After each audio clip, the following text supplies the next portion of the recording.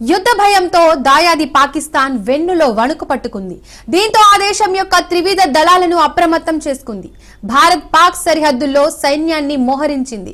గగనతలంలో వాయుసేన, అరేబియా సముద్రంలో నేవీ కసరత్తులు చేస్తోంది.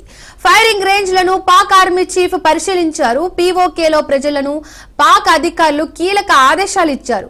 2 నెలలకు సరిపడా ఆహారం నిల్వ చేసుకోవాలని సూచించారు.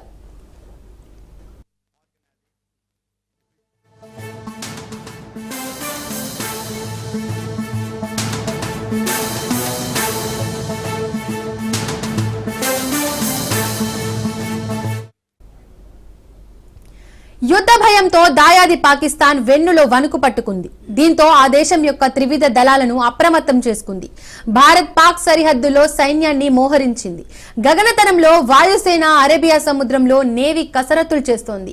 ఫైరింగ్ రేంజ్లను పాక్ ఆర్మీ చీఫ్ పరిశీలించారు. పీఓకేలో ప్రజలకు పాక్ అధికారులు కీలక ఆదేశాలు ఇచ్చారు. 2 నెలలకు సరిపడా ఆహారం నిల్వ చేసుకోవాలని సూచించారు.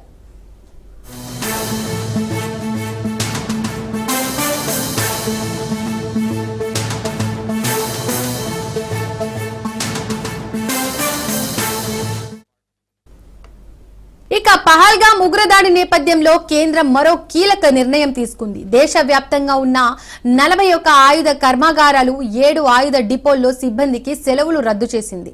దేశ భద్రతా చర్యల్లో భాగంగా ఈ అత్యవసర ఆదేశాలు తక్షణమే అమలు చేయాలని సూచించింది.